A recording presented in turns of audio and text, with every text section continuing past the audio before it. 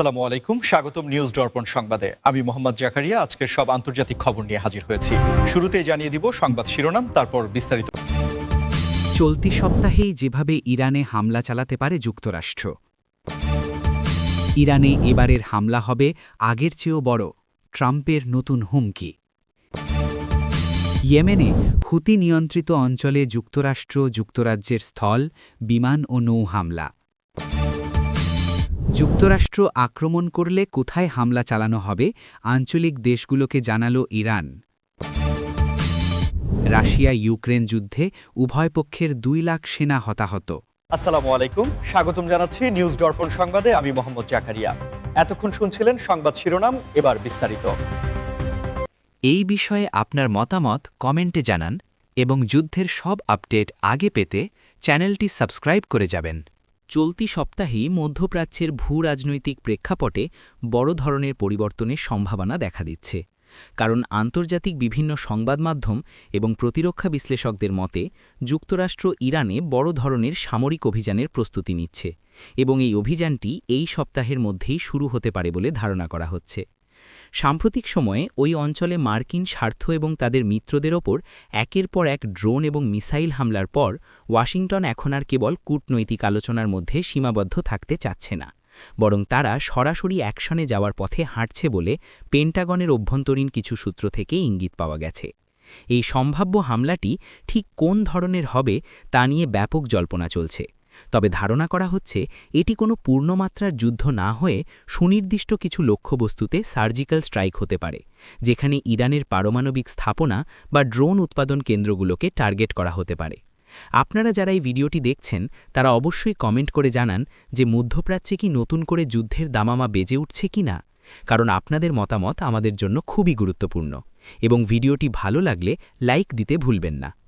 যুক্তরাষ্ট্রের এই প্রস্তুতির পেছনে বড় কারণ হিসেবে দেখা হচ্ছে লোহিত সাগরে চলা অস্থিরতা এবং বিভিন্ন সশস্ত্র গোষ্ঠীকে ইরানের মদত দেওয়ার অভিযোগ, যদিও তেহরান বরাবরই এসব অভিযোগ অস্বীকার করে আসছে।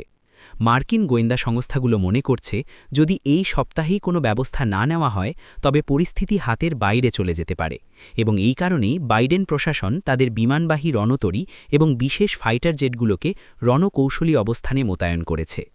বিশ্ববাজারে তেলের দাম এবং বৈশ্বিক অর্থনীতির ওপর এই সম্ভাব্য হামলার প্রভাব কী হতে পারে তা নিয়ে সাধারণ মানুষের মধ্যে উদ্বেগ বাড়ছে, কারণ মধ্যপ্রাচ্যে অস্থিরতা বাড়লে তার প্রভাব সরাসরি এশিয়া এবং ইউরোপের বাজারেও পড়বে। তবে বিশ্লেষকদের একাংশ মনে করছেন এটি কেবল একটি শক্তিশালী সতর্কবার্তা দেওয়ার কৌশলও হতে পারে, যাতে ইরান তাদের আঞ্চলিক কর্মকাণ্ড সীমিত করে আনে। আপনারা যদি আমাদের চ্যানেলে নতুন হয়ে থাকেন তবে অবশ্যই সাবস্ক্রাইব করে বেল আইকনটি চেপে দিন, যাতে করে এমন গুরুত্বপূর্ণ ভূ-রাজনৈতিক আপডেট সবার আগে পেয়ে যান। এই পুরো বিষয়টি এখন ঝুলে আছে হোয়াইট হাউসের চূড়ান্ত আদেশের ওপর, এবং সারা বিশ্ব এখন গভীর উদ্বেগের সাথে অপেক্ষা করছে যে আগামী কয়েকদিনের মধ্যে মধ্যপ্রাচ্যের আকাশে কোনো নতুন সংঘাতের ধোঁয়া দেখা যায় কিনা। ইরানের বিরুদ্ধে ডোনাল্ড ট্রাম্পের সাম্প্রতিক হুমকি আন্তর্জাতিক রাজনীতিতে নতুন করে উত্তাপ ছড়িয়েছে, এবং তিনি স্পষ্টভাবে জানিয়েছেন যে এবার যদি কোনো হামলা হয় তবে সেটি আগের যে কোনো সময়ের চেয়ে অনেক বেশি শক্তিশালী এবং ধ্বংসাত্মক হবে, যা ইরানের জন্য সামলানো কঠিন হয়ে পড়বে। ট্রাম্প তার নির্বাচনী প্রচারণায় এবং বিভিন্ন সোশ্যাল মিডিয়া প্ল্যাটফর্মে বলছেন যে তার সময় ইরান অনেক বেশি চাপে ছিল এবং এখনকার প্রশাসন তাদের কিছুটা সুযোগ দিচ্ছে যা তিনি ক্ষমতায় ফিরলে একদমই হতে দেবেন না, বরং তিনি এমন এক হামলার ইঙ্গিত দিচ্ছেন যা ইরানের সামরিক অবকাঠামোকে পুরোপুরি অচল করে দিতে পারে।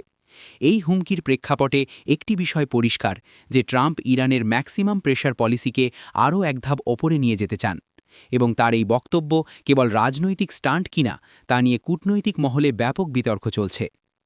আপনারা কি মনে করেন, ট্রাম্পের এই ধরনের কড়া হুঁশিয়ারি কি ইরানকে পিছু হটতে বাধ্য করবে নাকি পরিস্থিতি আরও জটিল করে তুলবে, তা আমাদের কমেন্ট বক্সে লিখে জানান।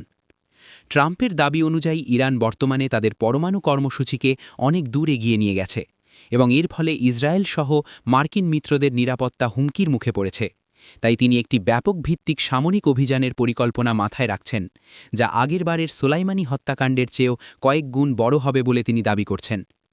এমন পরিস্থিতিতে ইরানের অভ্যন্তরেও এক ধরনের সতর্কতা লক্ষ্য করা যাচ্ছে, এবং দেশটির শীর্ষ সামরিক কর্মকর্তারা জানিয়েছেন যে কোনো ধরনের উস্কানি দেওয়া হলে তারাও পাল্টা জবাব দিতে প্রস্তুত।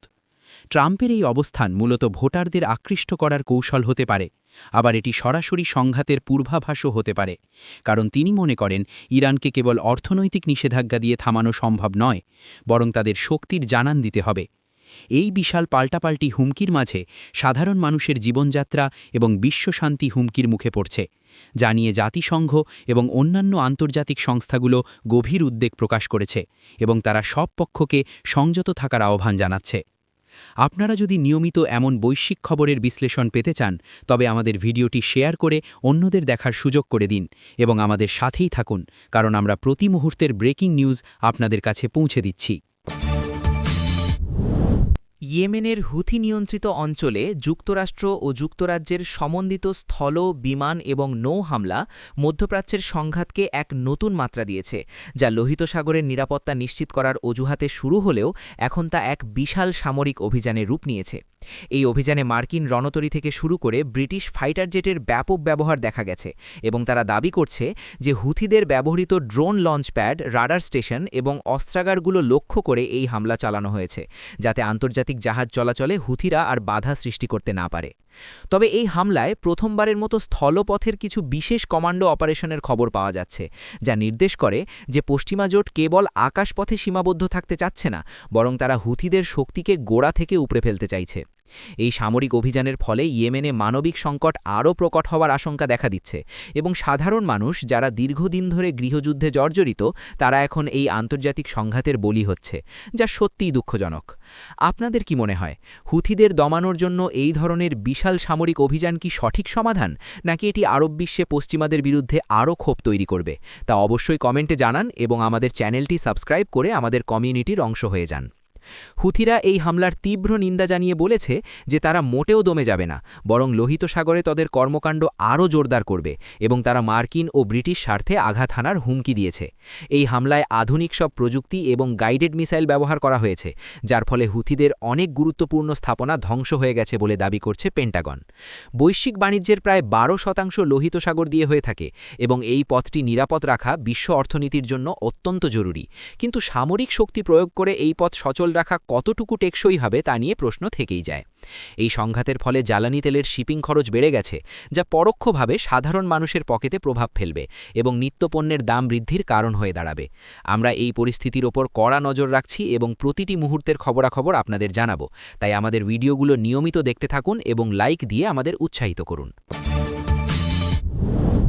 যুক্তরাষ্ট্র যদি ইরানে কোনো সরাসরি আক্রমণ চালায়, তবে ইরানও বসে থাকবে না এবং তারা ইতোমধ্যে এই অঞ্চলের প্রতিবেশী দেশগুলোকে সতর্ক করে দিয়েছে যে হামলার জবাবে ঠিক কোথায় কোথায় পাল্টা হামলা চালানো হবে তার একটি গোপন তালিকা তারা প্রস্তুত করেছে। ইরান স্পষ্টভাবে জানিয়ে দিয়েছে যে যদি কোনো দেশ তাদের ভূমি বা আকাশসীমা ব্যবহার করে যুক্তরাষ্ট্রের জন্য পথ তৈরি করে দেয়, তবে সেই দেশকেও ইরানের পাল্টা হামলার শিকার হতে হবে, যা মধ্যপ্রাচ্যের দেশগুলোর মধ্যে এক চরম আতঙ্কের সৃষ্টি করেছে। তেহরানের পক্ষ থেকে সৌদি আরব, সংযুক্ত আরব আমিরাত এবং জর্ডানের মতো দেশগুলোকে এই বার্তা পাঠানো হয়েছে যে তারা যেন এই সংঘাতে নিরপেক্ষ থাকে, অন্যথায় আঞ্চলিক নিরাপত্তা পুরোপুরি ভেঙে পড়বে। ইরানের এই রণকৌশল মূলত যুক্তরাষ্ট্রকে মানসিকভাবে চাপে ফেলার একটি চেষ্টা, যেখানে তারা বোঝাতে চাচ্ছে যে এই যুদ্ধ কেবল ইরানের সীমানায় সীমাবদ্ধ থাকবে না, বরং পুরো মধ্যপ্রাচ্য এই আগুনের লেলিহান শিখায় জ্বলবে। আপনারা কি মনে করেন, ইরান কি সত্যিই পারবে মার্কিন অত্যাধুনিক প্রযুক্তির বিরুদ্ধে কার্যকর কোনো প্রতিরোধ গড়ে তুলতে, নাকি এটি কেবল বাগাড়ম্বর? তা নিয়ে আপনাদের মূল্যবান মতামত আমাদের জানান। প্রতিরক্ষা বিশ্লেষকরা বলছেন যে ইরানের হাতে প্রচুর পরিমাণে ব্যালিস্টিক মিসাইল এবং আত্মঘাতী ড্রোন রয়েছে, যা তারা ওই অঞ্চলে থাকা মার্কিন সামরিক ঘাঁটিগুলোতে এবং কৌশলগত গুরুত্বপূর্ণ স্থাপনাগুলোতে ব্যবহার করতে পারে। এই সতর্কবার্তা পাওয়ার পর থেকেই কুয়েত এবং কাতারের মতো দেশগুলো তাদের ভূখণ্ডে থাকা মার্কিন সেনাদের কর্মকাণ্ড নিয়ে নতুন করে ভাবতে শুরু করেছে, কারণ তারা চায় না কোনোভাবেই ইরানের সাথে সরাসরি সংঘাতে জড়িয়ে পড়তে। ইরানের এই হুমকির ফলে বিশ্ব কূটনীতিতে এখন এক অস্থির সময় পার হচ্ছে এবং কূটনৈতিকরা চেষ্টা করছেন যাতে পর্দার আড়ালে আলোচনার মাধ্যমে একটি সমঝোতায় আসা যায়, কিন্তু সংঘাতের মেঘ কাটছে না। ভিডিওটি আপনাদের কেমন লাগছে তা লাইক দিয়ে আমাদের জানান এবং আমাদের তথ্যবহুল উপস্থাপনা ভালো লাগলে আপনার বন্ধুদের সাথে শেয়ার করুন, যাতে তারাও এই গুরুত্বপূর্ণ সংবাদ সম্পর্কে জানতে পারে।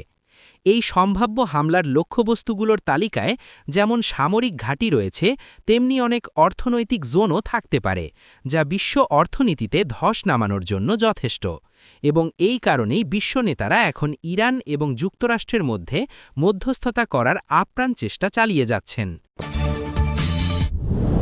রাশিয়া এবং ইউক্রেনের মধ্যকার যুদ্ধ এখন এমন এক ভয়াবহ পর্যায়ে পৌঁছেছে যেখানে সাম্প্রতিক রিপোর্ট অনুযায়ী উভয় পক্ষের মোট সেনা হতাহতের সংখ্যা 2 লাখ ছাড়িয়ে গেছে, যা আধুনিক যুদ্ধের ইতিহাসে এক হৃদয়বিদারক এবং অভূতপূর্ব পরিসংখ্যান।